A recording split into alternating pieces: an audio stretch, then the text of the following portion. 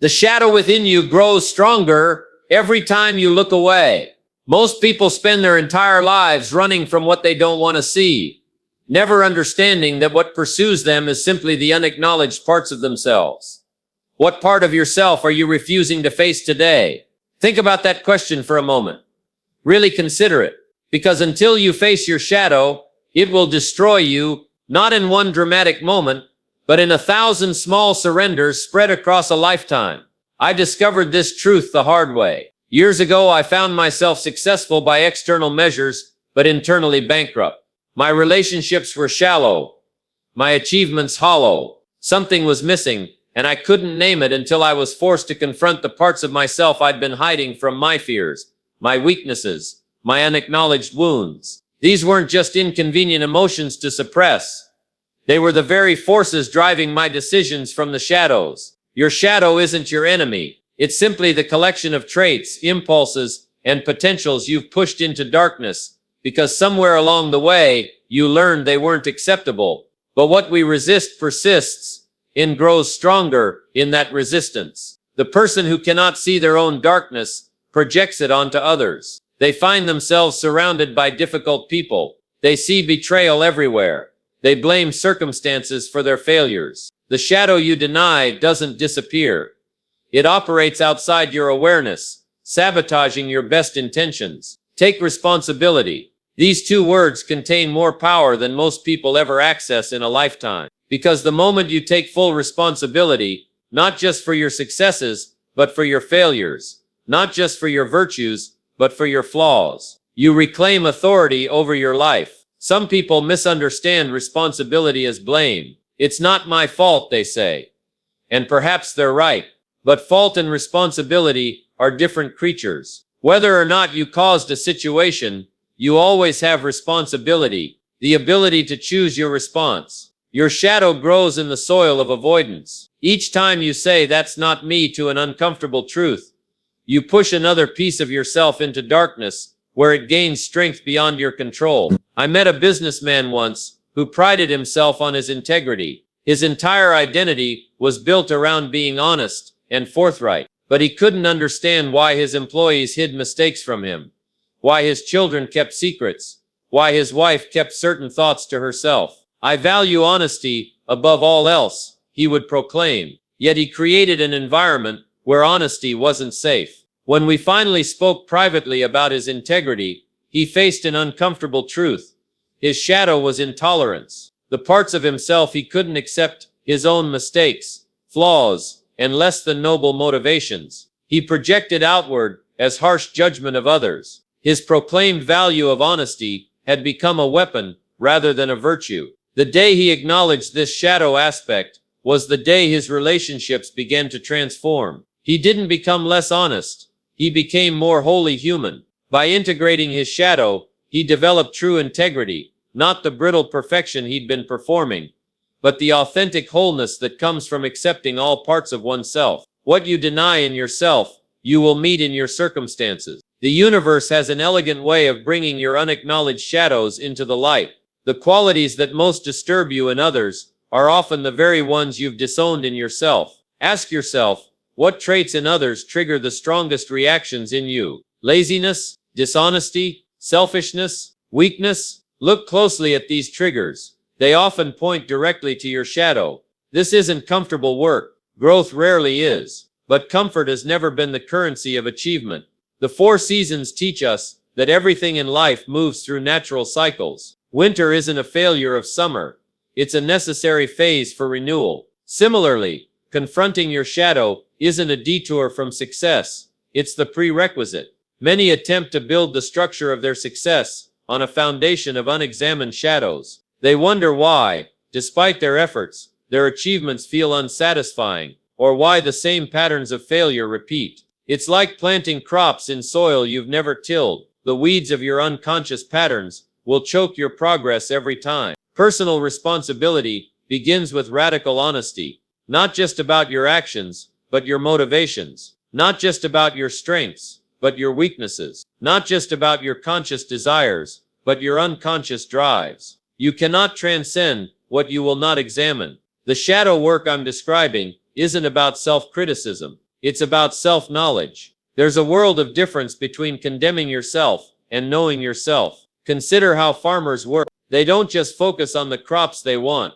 They become experts at identifying and removing the weeds that would inhibit growth. They understand that tending to the unwanted is as important as nurturing the wanted. Small shifts in awareness create massive changes in results. When you bring consciousness to your shadow aspects, you reclaim the energy that was trapped in denial. This is why people who do this inner work often experience sudden breakthroughs in areas where they've been stuck for years. The quality of your life ultimately depends not on what you achieve, but on who you become. And who you can become is limited only by what parts of yourself you're willing to acknowledge and integrate. Take your relationships. Have you noticed how the same patterns tend to repeat? The same conflicts, the same misunderstandings, the same emotional reactions. These aren't coincidences. Your unconscious is faithfully recreating scenarios that force you to face your shadow. If you find yourself repeatedly attracted to partners who betray your trust,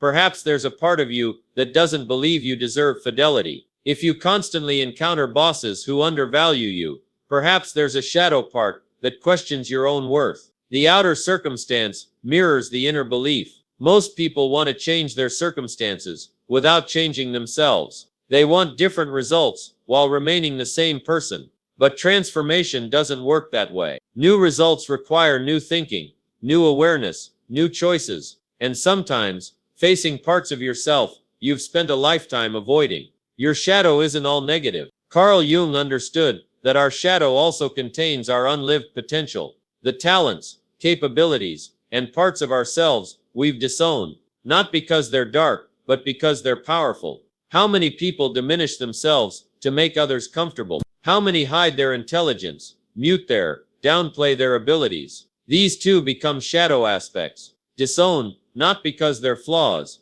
but because somewhere along the way you learned that fully expressing them wasn't safe. Success without self-knowledge is always temporary. It's built on shifting sand. True achievement, the kind that brings lasting fulfillment, comes from being whole, not perfect. Consider how much energy is wasted in keeping parts of yourself in shadow. The constant vigilance against certain thoughts or feelings, the management of your image, the internal civil war between who you present to the world and who you know yourself to be in private moments. What could you accomplish if all that energy were aligned instead of at war? What might be possible if you were no longer fighting yourself? I knew a talented writer who couldn't finish her novel. Year after year, she'd start strong, but eventually abandon each attempt. When we explored this pattern, she discovered a shadow belief that success would change her relationship. Part of her wanted recognition, another part feared losing connections with people who knew her before. Her creative energy was trapped in this unconscious conflict. Once she brought this shadow into awareness, she could address the real concern, not whether she could write a successful book, but whether she could maintain authentic relationships while evolving. With this understanding, her creative block dissolved. The shadow once faced lost its destructive power. Most people underestimate how much their unconscious drives their conscious choices. Research suggests that up to 95% of our decisions may be influenced by unconscious factors. Your shadow is operating whether you acknowledge it or not. The path to mastery in any area begins with this inner work. Athletes understand that physical technique is only part of performance, the mental game, the emotional landscape. These determine excellence. Similarly, no amount of external skill can compensate for internal division. The marketplace rewards results, not intentions. You may have excellent reasons for your failures, good explanations for why you haven't achieved your goals, but reasons, no matter how valid, don't change outcomes. Only new actions do. And new actions spring from new awareness. Consider what happens when you plant a seed. Before any visible growth occurs, the seed must first crack open in darkness. Your confrontation with your shadow is that cracking open mind, the necessary first step before new growth can emerge. Your shadow will emerge one way or another, either through conscious integration or unconscious sabotage. The choice isn't whether to deal with your shadow mind, only how and when. Most people wait until crisis forces their hand. The breakdown of a marriage, the loss of a career, health problems that can no longer be ignored. These moments of forced reckoning can be valuable wake-up calls, but they come at tremendous cost. The alternative is to choose conscious evolution, to willingly turn toward the discomfort of self-examination before external circumstances demand it. This is the difference between those who live deliberately and those who live reactively. The philosopher Socrates said that the unexamined life is not worth living. Strong words, but I've found them to be true.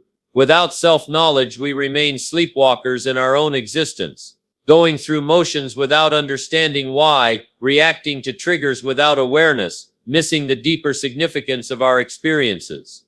Your habits reveal your values far more accurately than your words. What you consistently do shows what you truly prioritize, regardless of what you claim to believe.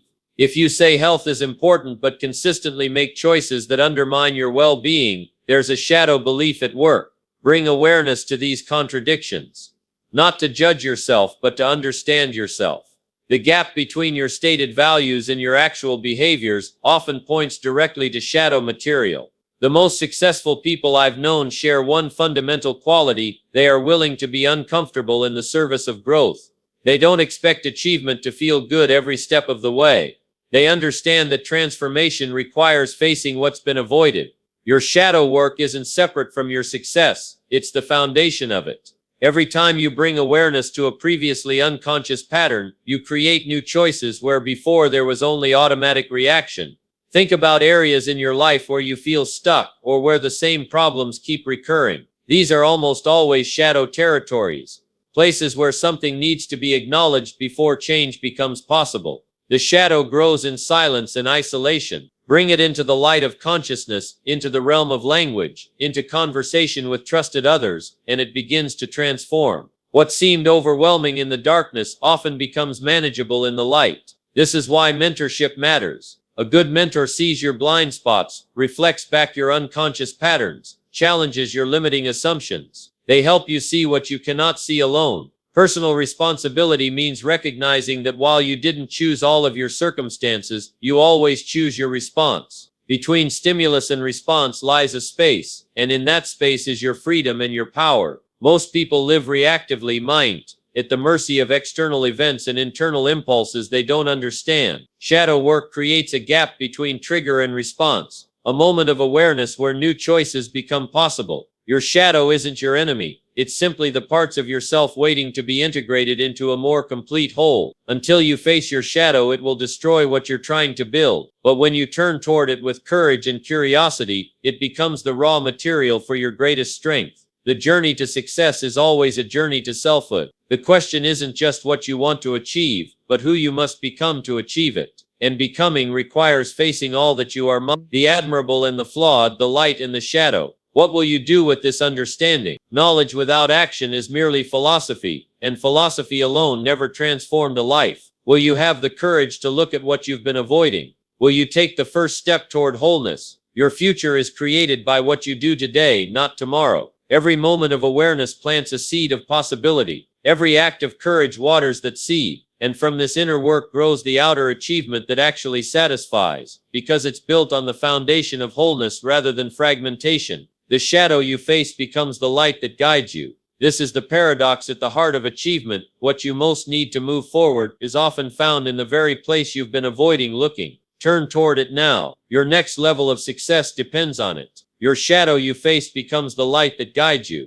This transition from darkness to illumination isn't simply poetic language. It's the fundamental pattern that governs all growth. Everything worthwhile follows this rhythm. Darkness before dawn, struggle before strength, confusion before clarity. Have you noticed how life operates in these predictable patterns? The awareness of these patterns gives you tremendous power. Consider the season. Winter doesn't ask permission to arrive. Spring doesn't negotiate its timing. These natural cycles proceed with or without our consent. Similarly, the patterns in your life, your struggles and triumphs, your setbacks and breakthroughs, follow natural laws that once understood. Become your allies rather than your adversaries. The problem isn't that you face difficulties. The problem is that you've been taught to interpret difficulties incorrectly. Most see obstacles as punishment rather than preparation. They view setbacks as evidence of their inadequacy rather than invitations to develop new capacities. This misinterpretation keeps you trapped in the same cycles, facing the same challenges without extracting their lessons. But when you recognize that life's difficulties aren't random torments but necessary teachers, everything changes. The obstacle becomes the way forward.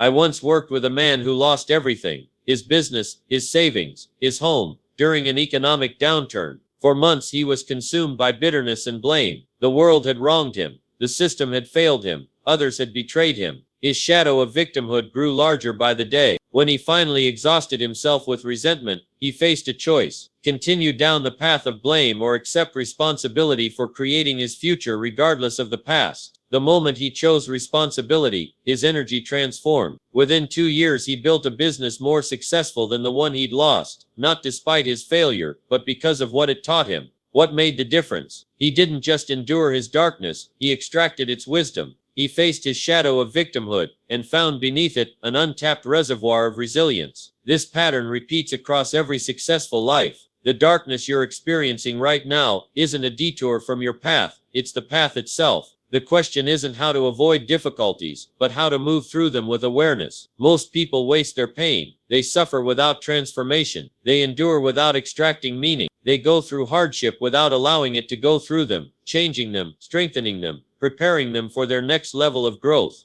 Consider how a butterfly emerges. The struggle against the cocoon isn't an unfortunate obstacle to becoming a butterfly. It's precisely what forces fluid into the wings, making flight possible. Remove the struggle, and you prevent the very transformation you're hoping for. Your obstacles aren't simply tests of your endurance. They're targeted teachers addressing your specific needs for growth. Look at the recurring challenges in your life. They aren't random. They're signposts pointing to your shadow work. Do you repeatedly face financial difficulties despite your best efforts? Perhaps there's a shadow belief about worthiness or abundance that needs addressing. Do your relationships follow the same painful patterns? There's likely a shadow aspect of yourself being projected onto others. The universe isn't punishing you. It's revealing you, showing you exactly where your growth edge lies. The question is whether you'll have the courage to look. Self-sabotaging behaviors are perhaps the clearest manifestation of your shadow at work. These aren't character flaws or moral failings. They're unconscious attempts to protect you from perceived threats. The problem is that these protective mechanisms formed early in life rarely serve your adult aspirations. Why would someone work hard toward a goal only to undermine their progress at the critical moment? Because achievement triggers shadow fears. Will success change how others see me? Will I be able to sustain this level of performance? Will I discover that even after achieving my goal, I still feel unfulfilled? These shadow fears aren't irrational. They're based on genuine concerns that, left unexamined, will continue to drive self-defeating behaviors. Consider procrastination. On the surface, it appears to be simple laziness or poor discipline. But beneath that behavior often lies fear of inadequacy, fear of criticism, fear of success itself.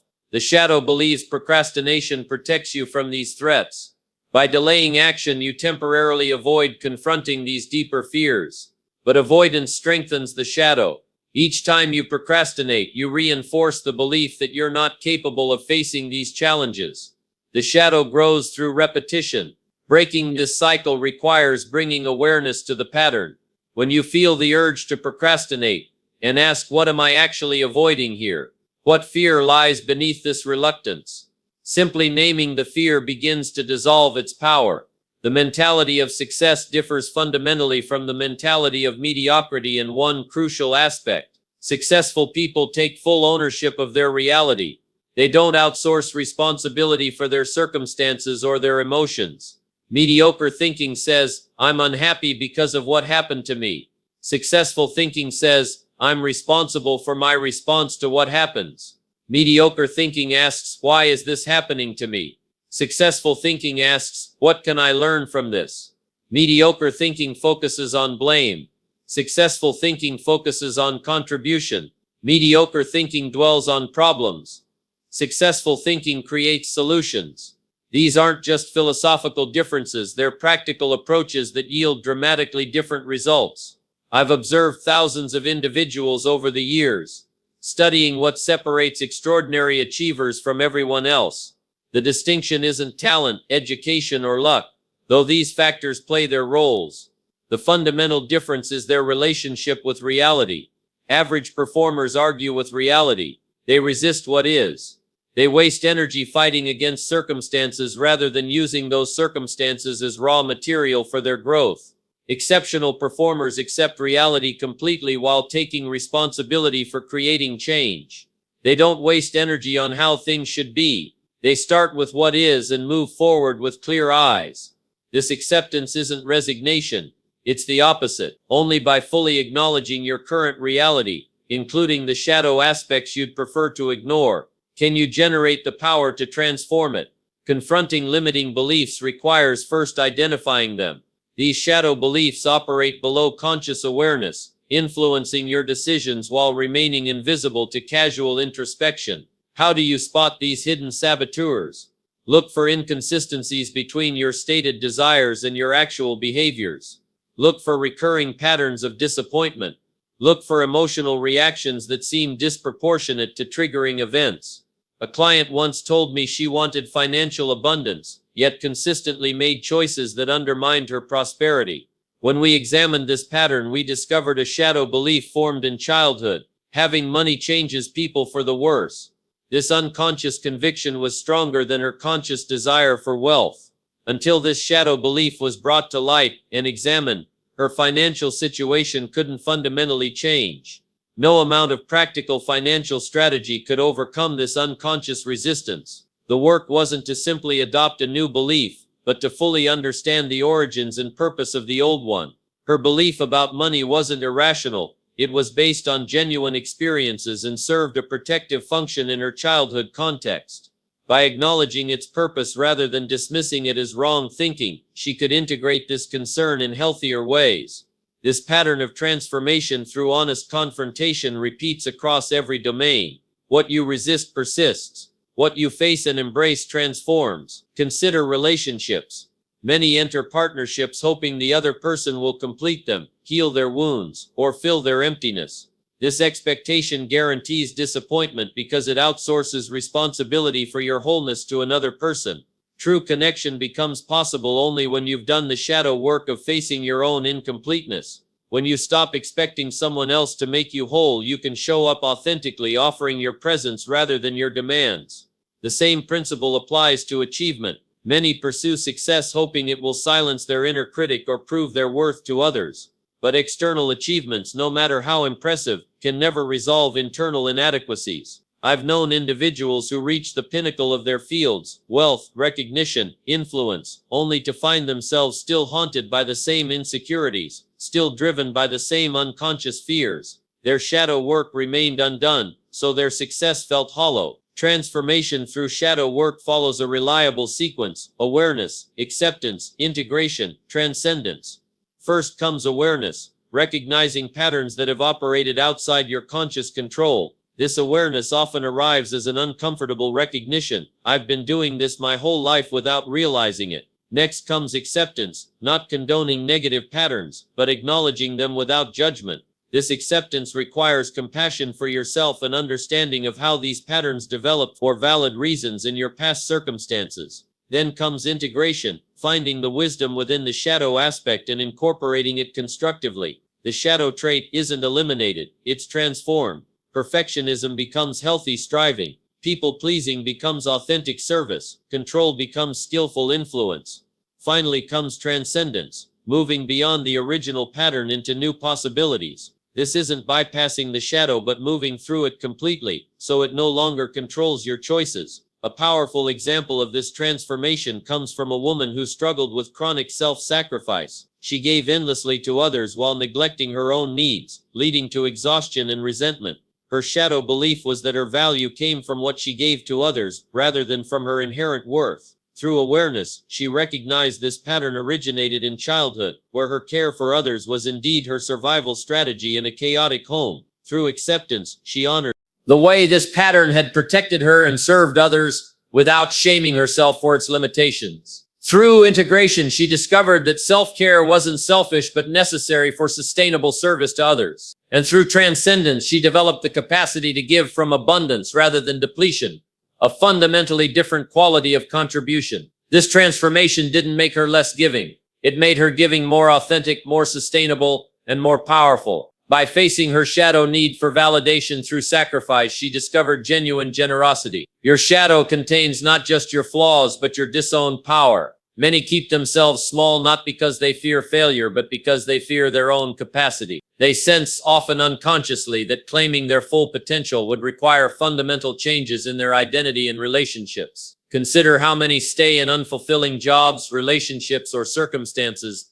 not because they can't change them, but because they're familiar. The known pain often feels safer than unknown possibilities. The shadow fears change more than it fears limitation. Breaking free requires courage, not just to face external obstacles, but to confront the inner resistance that keeps you tethered to old patterns. This courage isn't a quality you either have or lack. It's a capacity you develop through practice. Each time you turn toward discomfort rather than away from it, you strengthen this muscle. Each time you choose growth over familiarity, you expand your capacity for courage. The darkness that surrounds you now may feel overwhelming. The patterns that have kept you stuck may seem unbreakable. The shadows you face may appear too frightening to approach. But remember, darkness isn't the opposite of light. It's the prerequisite for its recognition. Think of the farmer who plants seeds in dark soil. If he digs them up prematurely because he's impatient for results, he interrupts the very process necessary for growth. There's darkness before every dawn, chaos before every creation, breakdown before every breakthrough. Your current struggles aren't evidence that you've taken a wrong turn. They're confirmation that you're exactly where you need to be for your next evolution. The shadow aspects you're facing now, the fears, doubts, limiting beliefs, aren't obstacles to your growth. They're the raw material for it. The light you seek isn't distant or separate from you. It's what you become when you fully integrate the shadow parts you've been running from. But this integration doesn't happen through insight alone. Knowledge without action creates no transformation. Understanding your shadow is merely the beginning. Living differently in response to that understanding is where real change occurs. What daily practices are you committed to that directly address your shadow work? The question often meets with silence because most haven't translated their awareness into consistent action. They know better but don't do better. They recognize patterns but don't restructure their lives to change them. They have insights but no implementation. This gap between knowing and doing is where most transformation fails. The bridge across this gap is discipline, not the punitive kind that feels like self-punishment, but the liberating kind that aligns your daily actions with your deepest values. Discipline comes from the same root as disciple. It means to follow a teaching faithfully. The question becomes, what teachings are you following with your daily habits? What master are you serving with your routine actions? Because make no mistake, your habits are always in service to something, whether chosen consciously or adopted by default. The framework for eliminating negative patterns begins with this recognition. What you consistently do reshapes who you consistently are. Your identity isn't fixed. It's being reinforced or reformed by your habitual actions. Most attempt change at the level of behavior without addressing the underlying identity that drives that behavior. This approach almost always fails because willpower is limited. Sustainable change happens when new behaviors align with a new self-concept, when you act differently because you see yourself differently. Consider someone struggling with procrastination. They might try various productivity techniques without addressing the shadow belief driving the procrastination, perhaps a fear of evaluation or a belief that their worth depends on perfect performance. Until this shadow belief is confronted, the new behaviors won't stick because they conflict with the underlying identity. The framework begins with awareness. Identify the specific shadow aspect that drives the negative pattern. Name it precisely. Is it fear of failure, fear of success, need for control, avoidance of vulnerability? Be concrete and specific. Next comes reframing. Recognize how this shadow aspect once served you. It didn't develop randomly. It was an adaptation to past circumstances. Honor its protective intent, while acknowledging that it no longer serves your current aspirations. Then comes replacement. Create new practices that directly address this shadow aspect, gradually building evidence for a new self-concept. These practices must be specific, measurable, and consistent. Finally comes reinforcement. Build accountability systems and environmental supports that make the new patterns more likely than the old ones. Change your environment to change your behavior. change your behavior, to change your identity. For the person struggling with procrastination driven by perfectionism, the framework might look like this: awareness. I procrastinate because I believe my work must be perfect to be acceptable. This perfectionism makes starting feel overwhelming. Reframing. This standard of perfection protected me from criticism in my early environment and helped me achieve in certain contexts. But now it prevents me from taking necessary action and learning through iteration. Replacement. I will practice imperfect actions daily by deliberately sharing work that isn't polished. I'll set timers for 25 minutes and work without self-editing. I'll submit drafts explicitly labeled as in progress to build comfort with imperfection. Reinforcement. I'll work with an accountability partner who expects daily progress, not perfection. I'll post my imperfect creations where supportive feedback. I'll track my comfort level with imperfection on a 1-10 scale daily. This framework isn't just theoretical. It's transformed countless lives when applied with consistency. The key is specificity and persistence. Vague intentions produce vague results. Clear commitments to concrete actions create clear evidence for your new identity. What makes daily disciplines powerful isn't their difficulty, but their consistency. Small actions repeated daily reshape your neural pathways more effectively than occasional heroic efforts. The power lies not in intensity, but in frequency, not in perfection, but in persistence. Consider how water shapes stone, not through force, but through consistent contact over time. Your daily disciplines work the same way, gradually reshaping even the most stubborn aspects of your character through gentle, persistent pressure. The most effective disciplines directly confront your particular shadow aspects, rather than applying generic success habits. While certain fundamentals benefit everyone, adequate sleep, proper nutrition, regular movement, the transformative practices are those tailored to your specific shadow work. If your shadow manifests as avoidance of emotional intimacy, your discipline might be daily journaling about your feelings or weekly vulnerable conversations with trusted others. If your shadow appears as scarcity thinking, your practice might be daily gratitude reflection or regular charitable giving regardless of financial circumstances. The discipline must address the specific shadow to create transformation. Generic practices produce generic results. Targeted practices produce profound change. Among the most powerful disciplines for shadow integration is the practice of contrary action, deliberately doing what your shadow fear tells you to avoid. This isn't reckless behavior, but carefully chosen actions that directly challenge limiting beliefs. If your shadow believes I'm not creative, contrary action might be spending 15 minutes daily on creative expression, regardless of quality. If your shadow insists people will reject the real me, contrary action might be revealing one authentic thought or feeling daily in appropriate contexts. Contrary action works because it creates new evidence that contradicts the shadow belief. It's not about forcing yourself to believe something different. It's about accumulating experiences that make the old belief untenable. A businessman I worked with struggled with delegating tasks despite being chronically overwhelmed. His shadow belief was no one can do this as well as I can, which masked a deeper fear. If others can do my work, perhaps I'm not as valuable as I think. His contrary action discipline was simple but challenging. Delegate one task daily without reviewing or correcting the result unless absolutely necessary. For 90 days he practiced this discipline, documenting both his fears and the actual outcomes. The evidence became undeniable. Most delegated tasks were completed adequately, many exceptionally. His team felt empowered, his stress decreased, and his productivity increased. Most importantly, his identity shifted from the person who does everything best to the leader who empowers others. The shadow fear lost its grip because reality repeatedly contradicted it. This pattern of transformation through disciplined contrary action can be applied to virtually any shadow aspect. The key is consistency and documentation, tracking both the actions taken and their actual rather than feared consequences. Another essential discipline for shadow integration is conscious language, monitoring and modifying how you speak to yourself and others. Language shapes reality by directing attention and framing experience. The words you habitually use aren't just describing your experience, they're creating it. Notice the difference between I have to do this and I choose to do this. The first phrase creates a sense of victimhood.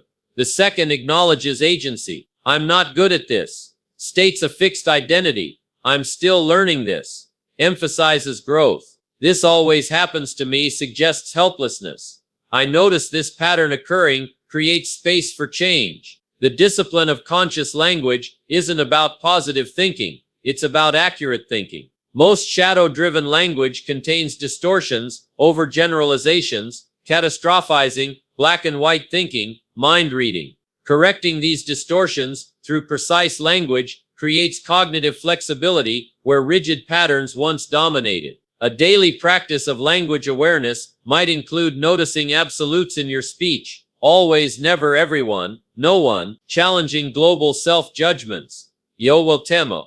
I'm a failure versus this attempt didn't succeed, and replacing victim narratives with agency statements. Yo will temo. This happened to me versus I'm responding to this. Over time, this discipline rewires neural pathways. The shadow's catastrophic interpretations lose their automatic quality. New linguistic pathways create new perceptual possibilities. You begin to see options where before you saw only obstacles. Perhaps the most foundational discipline for sustained transformation is what I call attentional practice, the deliberate training of your capacity to direct and sustain attention. This isn't merely focus. It's the ability to notice where your attention goes and redirect it intentionally. Most people's attention is captured by shadow triggers hundreds of times daily without awareness. A slight criticism activates rejection sensitivity. A minor obstacle triggers catastrophic thinking. A momentary feeling evokes elaborate stories about what it means. The discipline of attentional practice builds the capacity to notice these automatic reactions without being completely captured by them.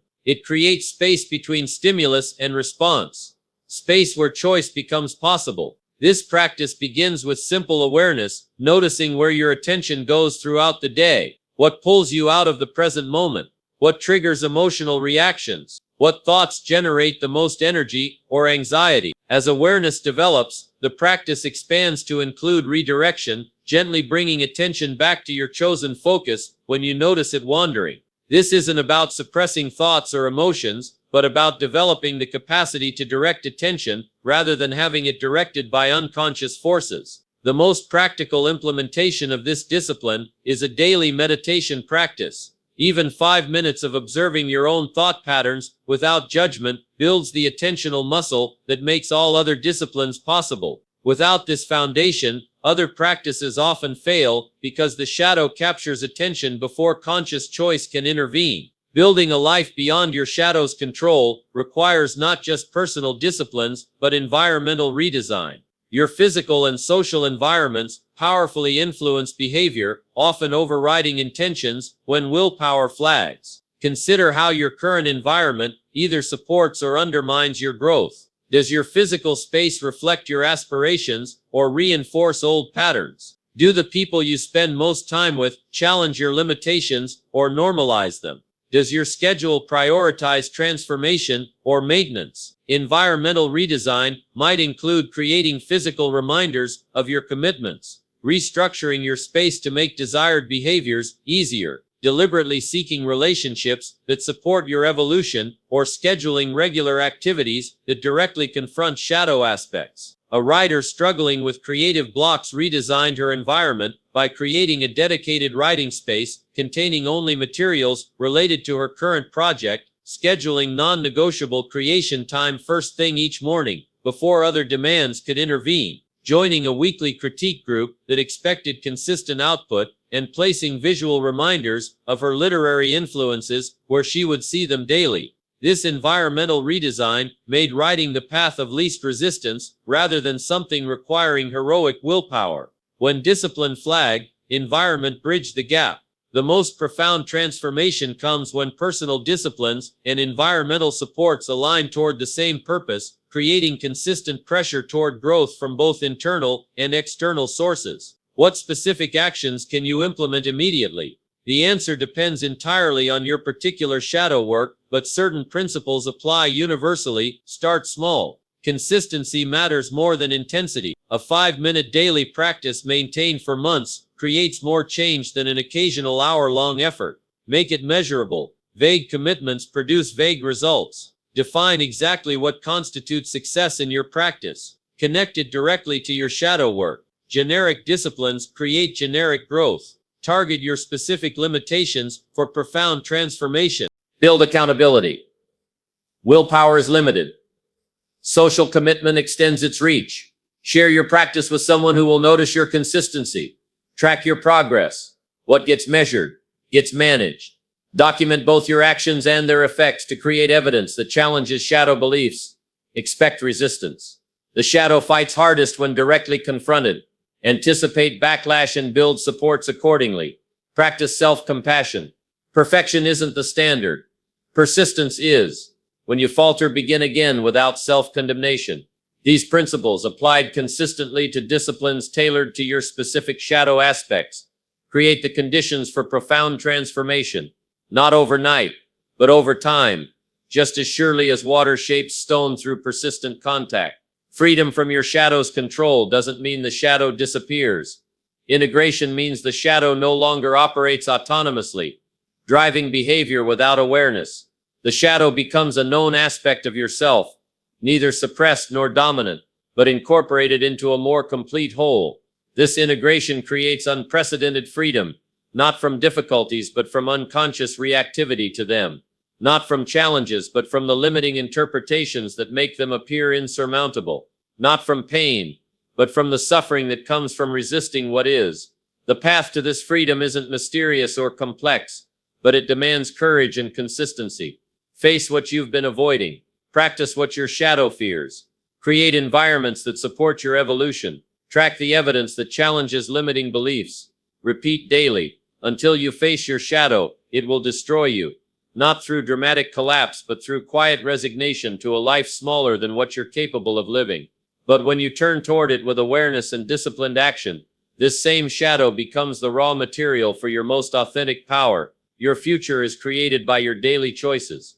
Not your intentions, not your hopes, not even your beliefs, but your actual moment-by-moment decisions about where to direct your attention and energy. Make these choices consciously, with full awareness of the shadow aspects that would hijack them if permitted. The transformation awaiting you isn't about becoming someone else, but about becoming more fully yourself, integrating all that you are into a coherent whole. This isn't addition but completion, not acquisition but revelation. The time for this integration isn't someday but today, not when circumstances are perfect or when you feel ready, but now in the midst of whatever imperfection or unreadiness you currently experience. The shadow waits for no perfect moment, neither should your response to it. What one small discipline will you commit to today that directly addresses your shadow work? What single daily practice would, if maintained consistently, gradually dismantle a limiting pattern? Begin there with something so small it seems almost insignificant. Then watch as, over time, this small commitment creates a breach in the shadow's wall through which your authentic power floods in. The extraordinary life you sense is possible isn't waiting for extraordinary circumstances. It's waiting for extraordinary commitment to ordinary actions performed consistently with full awareness. Until you face your shadow, it will destroy what you're building. When you integrate it through disciplined awareness, it becomes the foundation for what only you can create. Begin now. Your shadow has waited long enough.